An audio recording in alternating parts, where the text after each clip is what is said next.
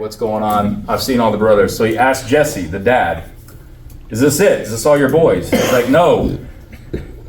He's like, yes, but technically there's one way over there off in the field. And he's like, hey, that's the kid, bring him to me. So they go and get David, a young shepherd boy, and he says, send him and bring him to me, for we will not sit down until he comes. So he sent and brought him in. Now he was ruddy with bright eyes and good looking. The sentence ruddy, a lot of people think maybe David was redheaded. Some people think ruddy just meant red cheeks. Who knows? If you go look at artwork, there's so many different depictions of David. It's crazy. There's an astounding amount of artwork on David. So who knows? This is the AI's version that I stuck into an AI generator. That's what it came up with. So then Samuel took the horn of oil and anointed him in the midst of his brothers, and the Spirit of the Lord came upon David from that day forward. So Samuel arose and went back to his hometown Ramah.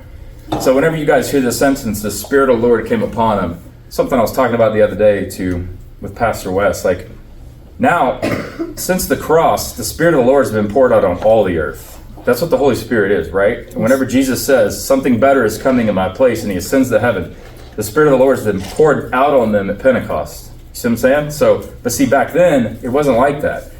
The Spirit of the Lord was just with a singular person. So he was with Saul, and then he wasn't with Saul anymore, right? Now the Spirit of the Lord is with David. You see the difference? Mm-hmm. So, David is technically now anointed, but he is not king yet. He's God's anointed, but Saul's still king, and he's still in Israel. David goes right back out to the field for a long time. And this is, you could do a whole sermon on this right here, about God calling you and asking you to do something, but you still be needing to do some hard years before you become king. Does that make sense? Sometimes God calls people into ministry, for example, and they end up thinking that they're going to be, on day one, lead pastor. And it's like, no, it doesn't always work like that. Sometimes you got to spend a couple of years mowing the grass outside. And they're like, hold up, that don't make sense. I thought that dude anointed me. Why am I back out here just tending the sheep? Mm-hmm. But the truth is, a lot of times, the solitude like this, where you're doing the difficult stuff, is when your character gets developed, right? Mm-hmm. Because if God were to take you right on that moment and put you as king, you might implode the whole thing and end up just like Saul did, right?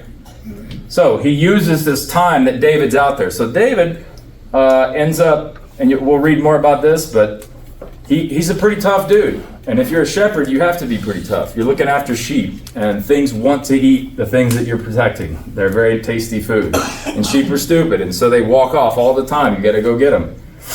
So he kills a bear, a lion. Here's one. It's a goofy looking painting. He's like, wait, this is easy.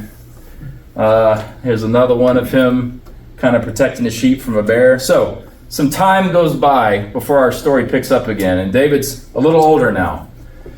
And if we were in the MCU, again, I would relate young David to Spider-Man. If you guys, Tom Holland's Spider-Man. So think of think of David and that kind of, when I'm relating him to these characters, I'm not saying they look like them, I'm saying they act like them. The way that they would respond is how they would act. Okay, so Tom Holland here. is David now. So he's grown up tending sheep for years. Now back to Saul for a minute. Remember the condition that Saul's in. He's upset. God has left him. He's not being very friendly. It says a distressed spirit visits Saul. The Spirit of the Lord departed from Saul, and as God's Spirit departed, a distressing spirit from the Lord troubled him. So there's a whole debate on this. Like, God sends this distressing spirit. That sounds really hardcore. Well, sometimes maybe you had a distressing spirit, and God being with you kept that off of you. I don't know. There's a lot of debate there, but I'm going to keep moving. So let no one say when he is tempted, I am tempted by God, for God cannot be tempted by evil, nor does he tempt anyone. So that verse kind of implies that it's not from him. I think sometimes the earth is cursed, if I could say this in a very quick way. Sometimes when you do things to honor God, God's hand comes over your life and protects you from that curse. Right. Does that make sense? Yes. And so when you turn from God, it's not that you're cursed, that he puts a curse on you. It's that he removes his hand and you're just right back where you were with everybody else. That's right. Good. Does that make sense? Yes. Yeah. So his servants ask if they can seek someone out to help him get in a better mood. So his servants are in the courtroom with him in his hall, and he's upset all the time, and he's mad. So they're like, can we go get somebody to try to help lighten your spirit a little bit? He says, seek out a man who is skillful player on the harp. We will have him play for you, and the distressed spirit will then leave you. Saul says, sure, go get it. So the servants suggest a harp player that they know named David. Okay, there's a shepherd kid that sits out in the field and watches his sheep, and he plays the harp, and he's really good at it. So he's a skilled musician. They say, look, I have seen a son of Jesse who is skillful in playing, a mighty man of valor, a man of war, prudent in speech, and a handsome person, and the Lord is with him. So it never actually says David's size. He might have been small, short, I don't know. But it definitely says that he's handsome multiple times. So there's that.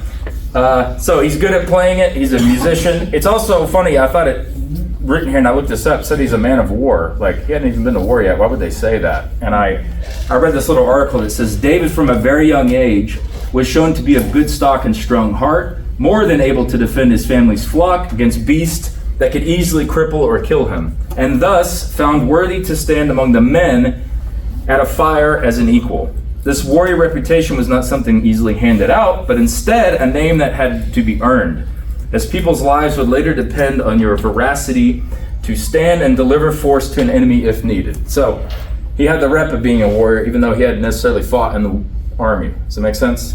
Tough guy. So Saul sends a message to Jesse, David's dad, and asks, can you send me son David? And so Jesse's like, okay, this is the king. He's calling you to his court. This is kind of a big deal. I want you to take a donkey. I'm going to send a bunch of wine with you and all this food so that he's really happy when you get there. Make your dad proud. Peace. And sends David, right? David shows up, and it says, David arrives and instantly feels compassion and empathy for the distressed king. It says that David loved him greatly and became his armor bearer. So God gave David a heart for Saul on day one. As soon as he walked in, he had compassion on this guy that was obviously depressed and upset. And so I thought that was interesting that right off the jump that happened. It says, then Saul sent to Jesse saying, please let David stand before me. He has found favor in my sight. And so it was whenever the Spirit of God was upon Saul that David would take a harp and play it with his hand, then Saul would become refreshed and well, and the distressing spirit would depart from him. So David had magical talents from the Lord to be able to play in such a way that Saul would feel better. So anytime he would feel this depressing spirit come on him, David would come and play for him. And here's a couple of artistic renderings of what that looked like. Also thought that was kind of cool, just to show the contrast in the two. So they kind of have a thing now where anytime Saul feels this way, he calls on David. It says that he liked David so much, he ended up kind of like making him part of his court. He's his armor bearer. So they had somewhat of a relationship going now. He's still a young kid. But yes. So now we pick up at one of the most told stories in the entire Bible, maybe, and that is the story of David and Goliath. And I'm going to do my best here to give you guys some details, but it goes something like this. The Philistine army gathers on one side of this Elah Valley, and the Israelites on the other side.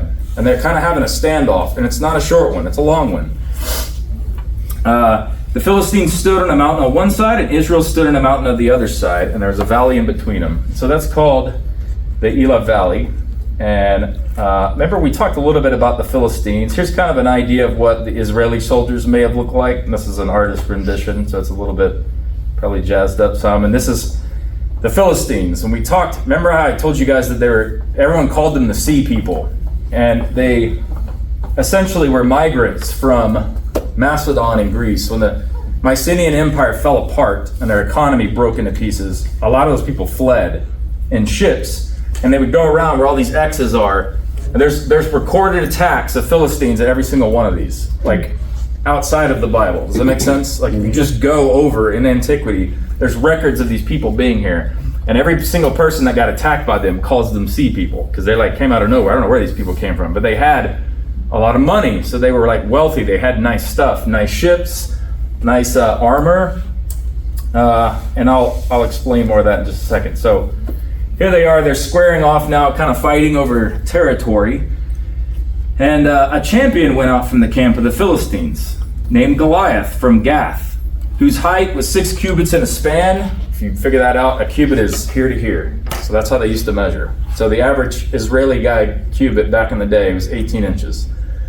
I don't know what you guys' hands are.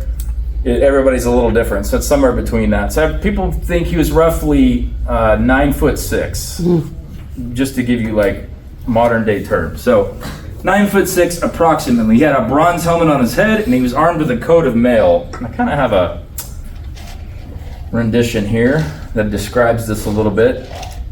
I think one of the things I like about this piece of art right here is it kind of shows, sometimes in the comic books when you're a kid, Goliath is a big like goofy giant, you know?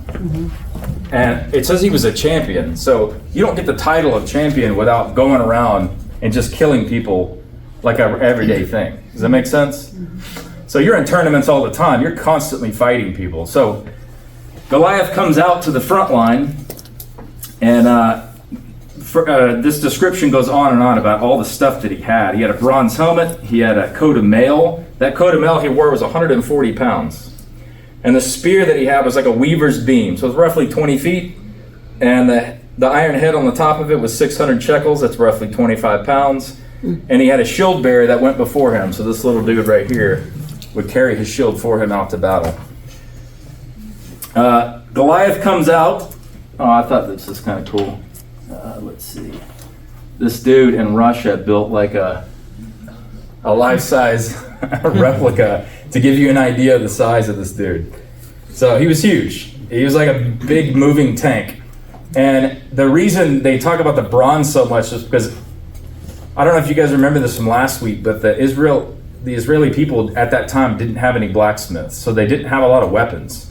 So to see somebody come in with all this bronze was like, the fact that he had bronze was like blowing their mind, because nobody even had iron or steel. So bronze is like rich folk stuff, right? So not only is he a champion that's used to fighting, but he's wearing like really, really nice custom tailored armor. And that's why they went to such detail to describe it. Let's see, let me go back here.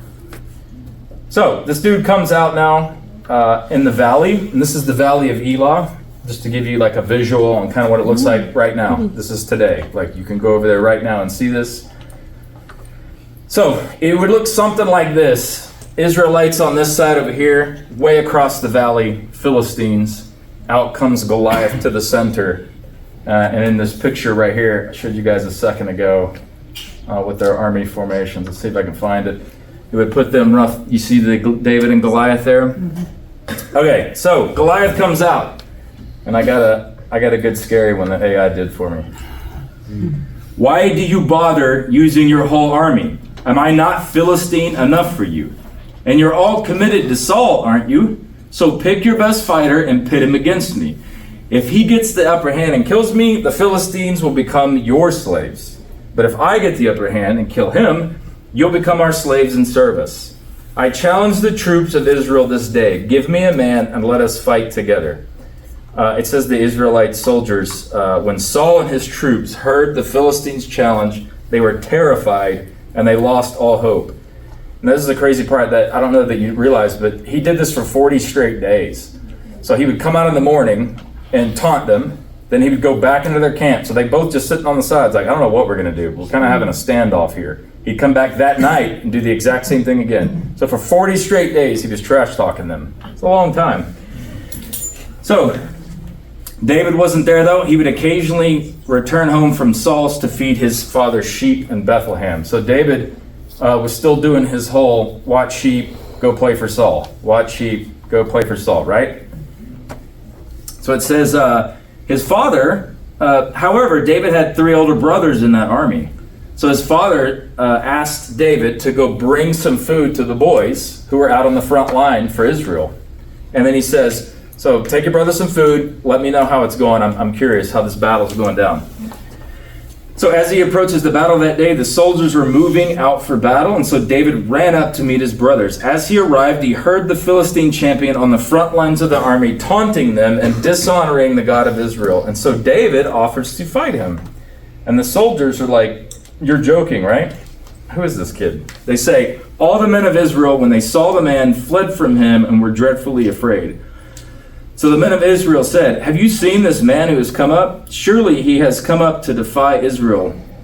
And it shall be that the man who kills him, the king will enrich with great riches, will give him his daughter, and give his father's house exemption from taxes forever in Israel." Pretty good deal. If anybody is brave enough to go face this dude down and win, you never have to pay taxes again. You get to marry the king's daughter, which makes you like royalty.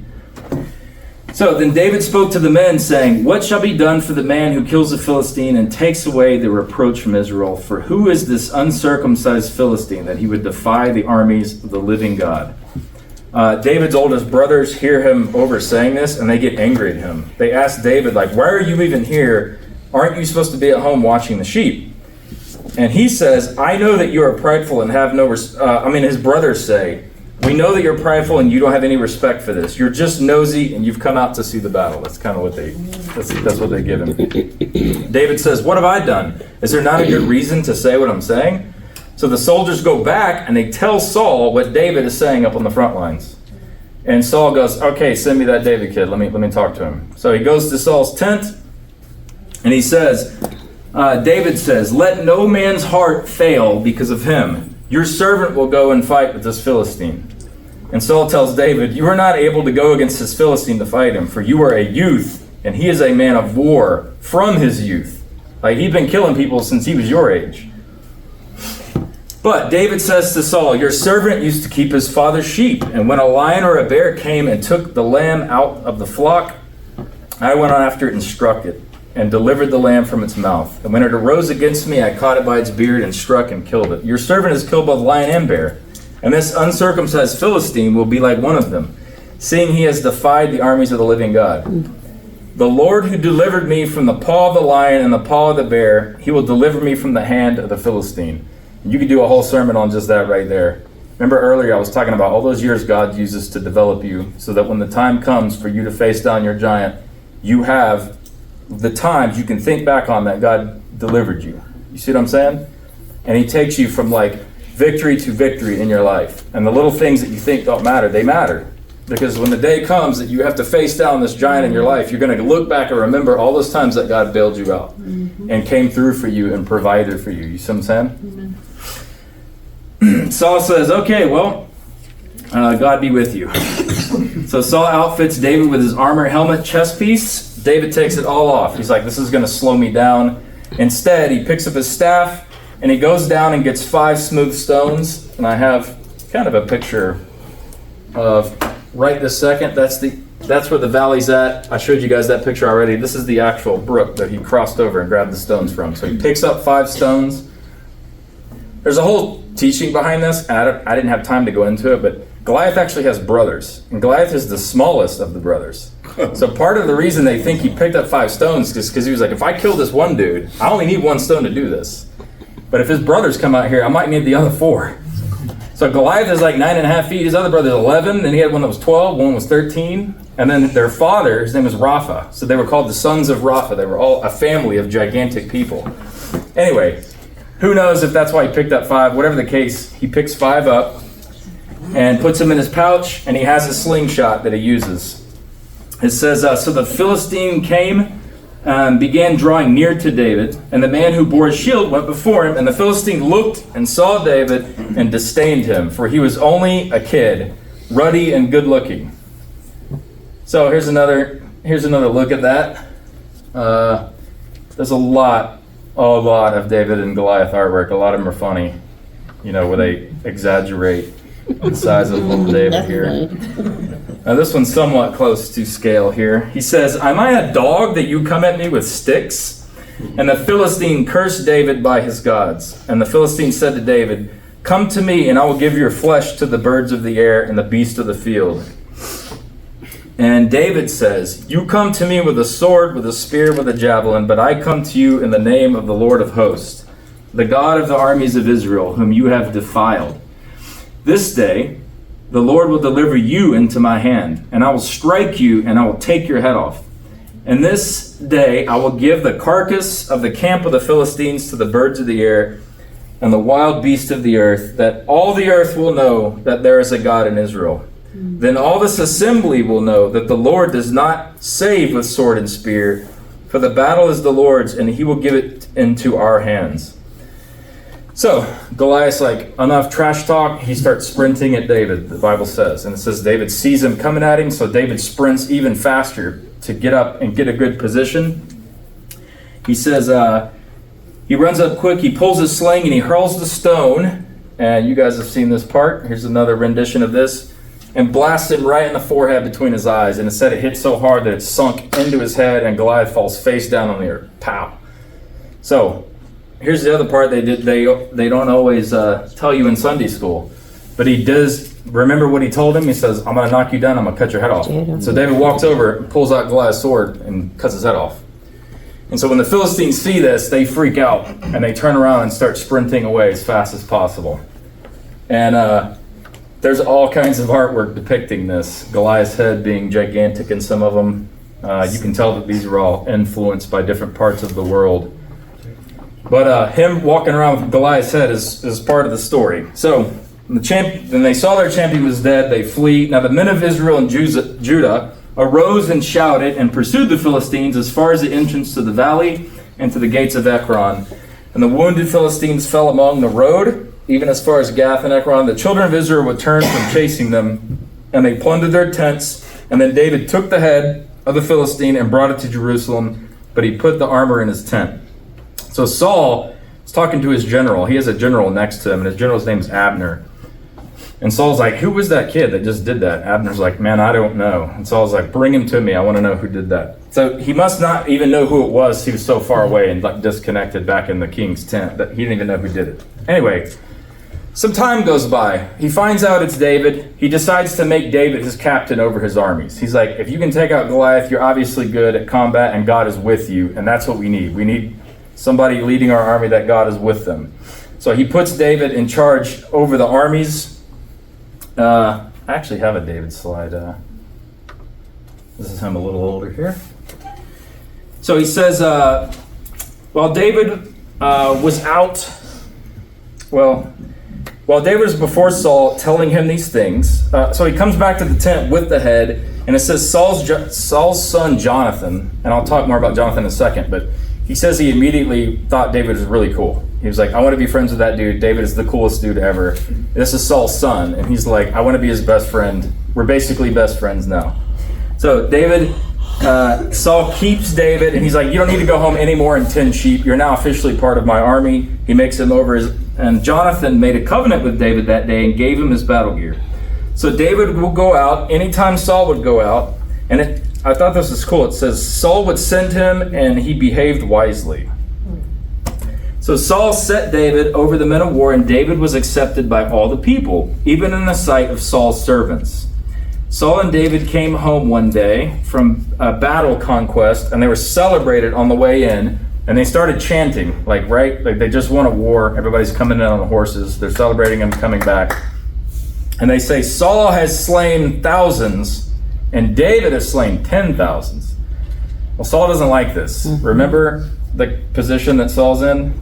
He's still in like depressed mode, and he's like, this means that they don't like me. By them saying this, they obviously like David more than me, and his insecurity starts taking root in his life and kind of eating him up.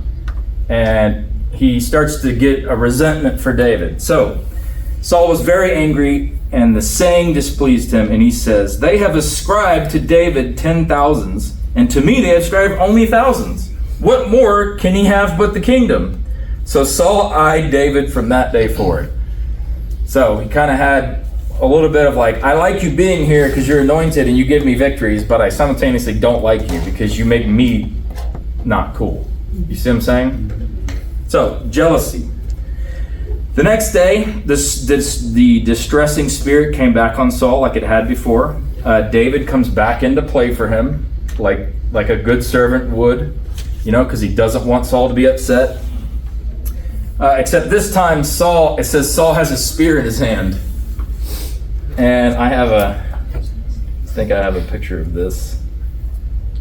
He gets mad and yells, "I will pin David to the wall," and throws a spear at him to try to kill him. But it says David evades it twice. So I guess he hurled 2 of them. One thing you're going to learn in the next couple of chapters is that Saul really likes his spear. And it's always close by. You can even see in this depiction. You see it's like a hand's distance away. So he throws a spear at David, and David sprints out. Saul was afraid of David because the Lord was upon him, but had left Saul. Saul removed him from his court and put him captain over thousands. So he wasn't in his court anymore. So it said David went to and fro, fulfilling all kinds of military duties. It says that David behaved wisely in all his ways, and the Lord was with him. And when Saul saw that he behaved wisely, he feared him even more. That's a wild statement. So in other words, sometimes people in your life intentionally try to test you and are rude to you and try to trigger you and try to get you upset. And when you respond with honor instead of retaliating, they think there's something different about them. Does that make sense? Because it's very common if I treat you bad that you're going to treat me bad in return, right? That's the way of men. The way of men is eye for an eye, right? But the way of God is honor. And so if you want to turn a situation around in your life sometimes, it's like what Jesus says, when they slap you, you turn the other cheek. So the idea is that even though Saul disrespected David and dishonored him by throwing a spear at him, David did not return that. Instead, he would still come back and play for him. Even though he threw a spear at him, he'd still come back and play. Anyway, so he was saying, like, the way David responded made Saul even more afraid, because he was like, man, this dude really is the one. You see what I'm saying? And it's not me. So a little bit of time goes by. Saul makes a deal with David. It'd be hard for me, if I was David, to even want to come back into Saul's courtroom, first off, because he already tried to take your head off with the spear. So he comes back in and he makes a deal. He says, if you'll go out and kill 100 Philistines for me and bring me their foreskins, which is disgusting, he's like, you bring me 100 of them, I'll give you my daughter's hand in marriage. And that would then make David a son-in-law, right? So then he would become royalty. But it says that Saul was actually secretly doing this because he wanted the Philistines to kill him. So he was just baiting him, right? So David goes, bet, I'll go do it. He comes back with 200 and sets it down and goes, here you go. And Saul's like, I thought that wouldn't work, but it did work. So he ends up giving David his daughter, Michal. And I'm going to read a little bit here. It says, I will give him to her, and she may be a snare to him, and that the hand of the Philistines may be against him. Therefore Saul said to David a second time, you shall be my son-in-law today. Saul tells his servants to gossip and tell David that everyone in Saul's court loves him and talks good about him, so you should definitely become son-in-law.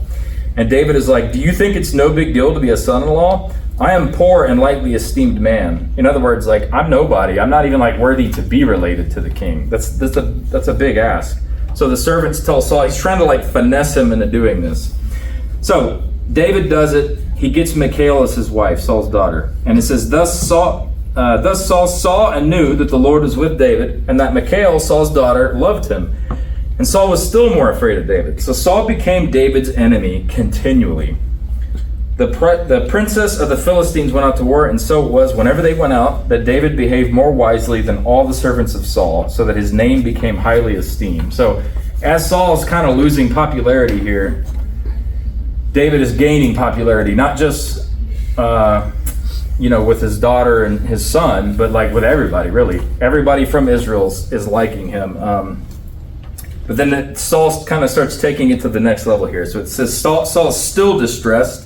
He decides to start turning everyone in his court and in his kingdom against David and set them out to kill him, even his son Jonathan. But it says it didn't work on Jonathan because Jonathan delighted greatly in David. Okay, so at this point, remember I related him to like Tom Holland when he's a kid?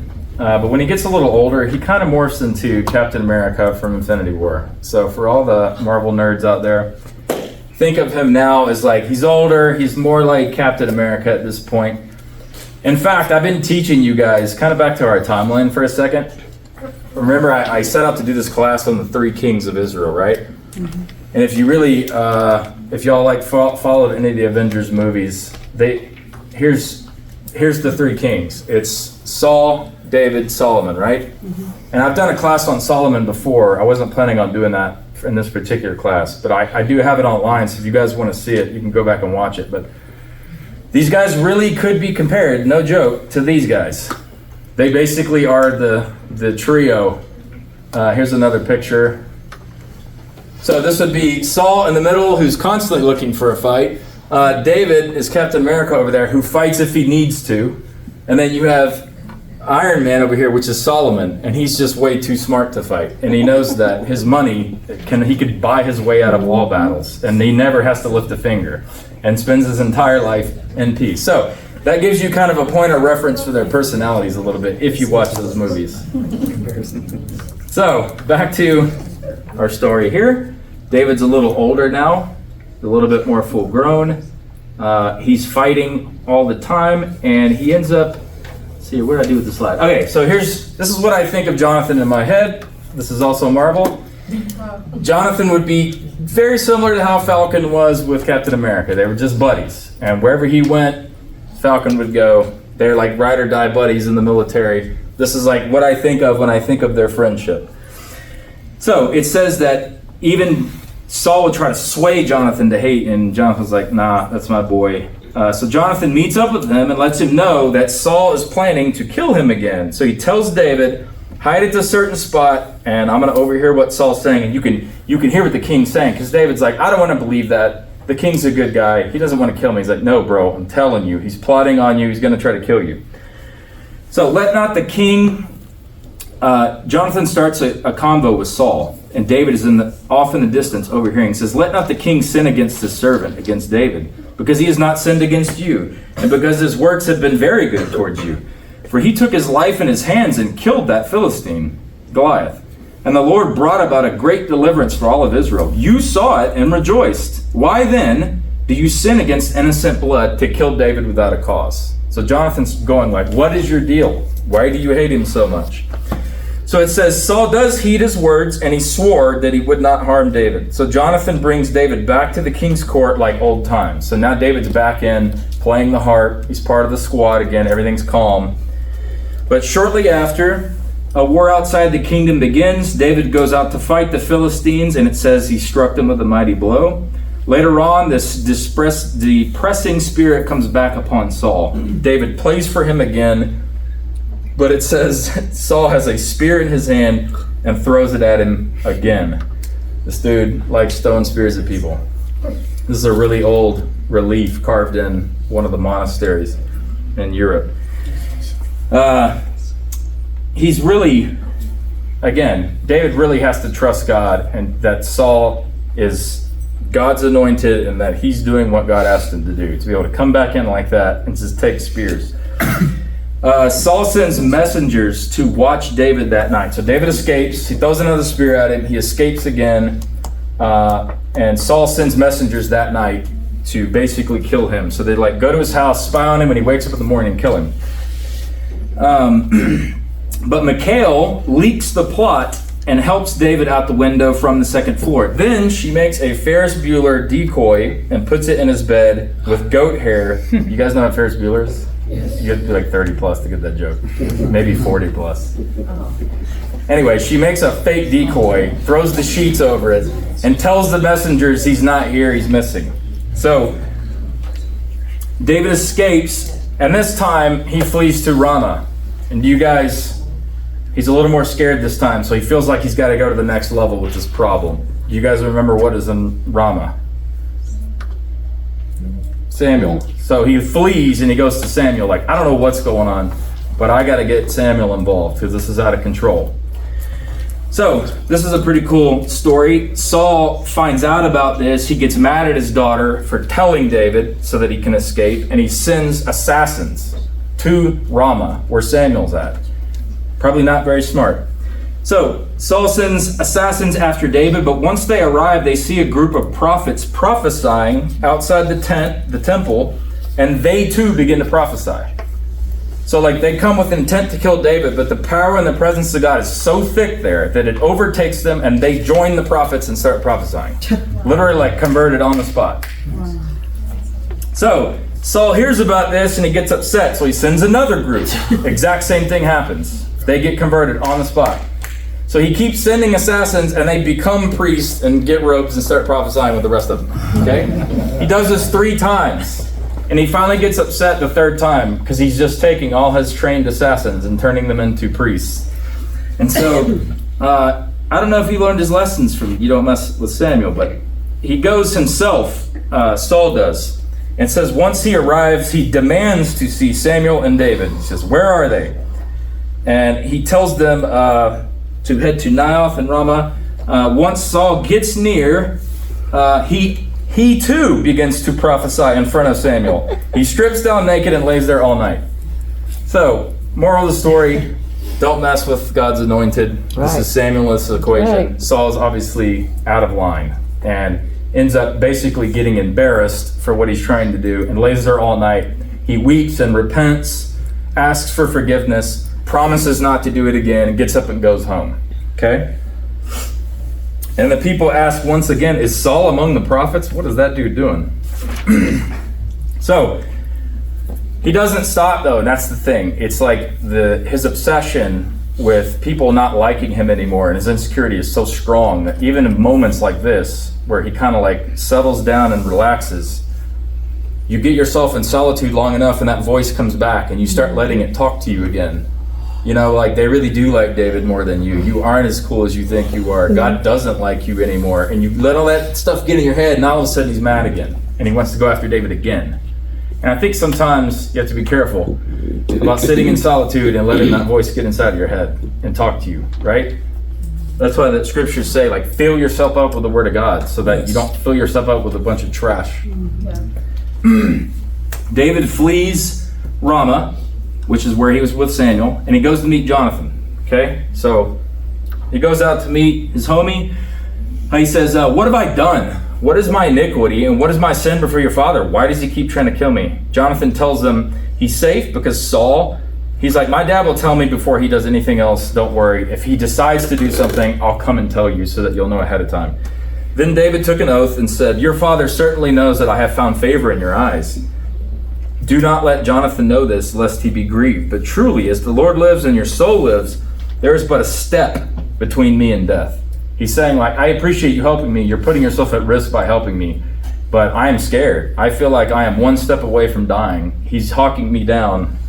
So David tells Jonathan, the new moon is near. Normally, I would go and play so every year they have this festival at the new moon, and all these people come together, and David, traditionally speaking, every year he would go and play the harp at this festival. And he's going like, the festival's tomorrow.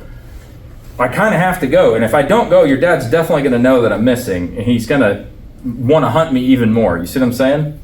So Jonathan's like, all right, I have a plan. He says, he asks Jonathan that if Saul notices he is missing and asks about him, he says, tell your dad that David earnestly has asked permission of me that he might run over to Bethlehem, his dad's house, for there's a yearly sacrifice for the whole family. So like, give him an excuse, basically. If Saul is okay with it, then he's probably not mad at me anymore. But if he gets mad, then I am near death, he says. He's like, so try it out. If he sees my seat's empty and I'm missing, tell him I had to go home and feed my dad's sheep. But if he gets mad, like, I'm gonna die. So he says, he tells Jonathan, you're risking a lot. If you think there's wrong in me, then kill me yourself. You risk much to help me like this. But what if he retaliates on you? How will I know? So Jonathan makes an oath to let David know what happens in 3 days, and in exchange that David remember him and his house in the future. Jonathan says, tomorrow's a new moon, and we will miss you at the table. So he waits 3 days. He gives them instructions. He's like, wait at this stone. I'll go back and tell my dad, and then I'll come back, and what I'll do so that nobody knows, if you'll hide behind the rock over there, I'll shoot some arrows. And if I tell my servant to go get them, that means you're safe. If I tell my servant, don't worry about it, the arrows are too far, then that means like, dad's gonna kill you, don't show your face again. Stay hidden. Mm-hmm. So he comes to the feast. It's the next day. Saul asks where David's at. He says, everyone's at the festival. Saul sits in his usual spot. Abner at his side. He notices David isn't there. And he assumes it's because he must be unclean. That's why he's not there. But he notices him missing the next day. This is a multiple day festival. And he asks Jonathan, why is the son of Jesse not come to eat with us? So Jonathan gives him the whole spill. Saul does get angry. He says, then Saul's anger was aroused against Jonathan, and he said to him, you son of a perverse, rebellious woman, do I not know that you have chosen the son of Jesse to your own shame and to the shame of your mother's nakedness? For as long as the son of Jesse lives on the earth, you shall not be established. In other words, he's saying, don't you see what I see? As long as David is alive, you will never be king. You never will. But the difference is that Jonathan doesn't care. He doesn't want to be king, right? But Saul's very worried about this. So he says, nor your kingdom will be established. Now therefore, send and bring him to me, for I'm going to kill him. And Jonathan says, why? What did he ever do to you? So Saul does what he does best. He throws a spear at him. So Jonathan knows David is in trouble. He comes back, and there's an illustration of this, just to give you an idea. David over there, hidden behind the rock, the servant, shoots the arrow.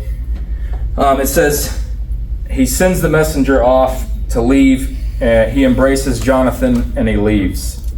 And here's kind of where we are coming to the end of our story. How much time I got? I got to go quick.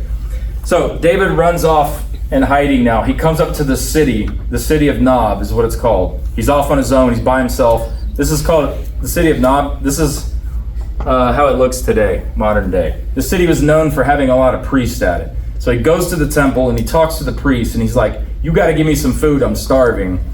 And the priest is like, I don't have any food. All I have is the showbread. You guys remember in the temple they had the showbread that was specifically for the procedure, right? You don't break the cycle. So David's like, I literally am going to die if you don't give me some food. And so the priest is like, okay, well, I just got through replacing the bread, so you can have the bread that I just took off, and you can have that as food. He's like, awesome. He's like, also, do you have any weapons? Because I have no weapons. And he's like, this is a priest town. We don't have any weapons here. What are you talking about? He's like, actually, I have one off in the corner over here. And he's like, well, what is it? And he says, it is the sword of Goliath. Oh, wow. And he's like, yes, I want that one. Give me that sword. So here's kind of an artist's rendition of that. Nobody knows what Goliath's sword looked like. It just says, David says, yes, there is no other like that sword. I want that one. So maybe it looked like that. I don't know. Nobody really knows. Bottom line is he now has Goliath's sword. It's pretty cool. So he runs off now, takes the sword from the priest. But there was a person there that was overhearing David do this, and he was basically spying on him, right? So he goes back to Saul, okay? A little bit of time goes by, and it says that David flees. He ends up eventually at the cave, and I'll talk about this because I'm short on time, almost done. The cave of Adullam. And this is where David kind of gathers himself. He sits here alone. He remembers though that he's not alone, and he kind of has a moment here where he reflects back and goes, "God, I'm way in over my head, but here's the good news: you're always with me, and you always have been." And so he actually writes one of his psalms here in this cave, and it's Psalms. It's 57.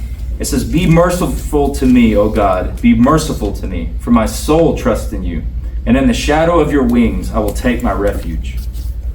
Wilderness survivors find refuge in God's presence. They also discover community among God's people. So a little bit of time goes by, the people of Israel find out that David's here, and a lot of them come to him, and they begin to hide with him in this cave. There's about 400 people there. And so he slowly starts to build like this squad of people that need help. Meanwhile, as this is going on, and this is where I'll end this last story, but Saul hears about the people gathering with David and doesn't like it, of course. It says that he's in Gibeah, relaxing under a tree with his spear in his hand, his favorite weapon. It says he barks at his personal guard and servants for not being loyal to him. He's mad that they kept it from him that Jonathan made a pact with David. So he's upset about that.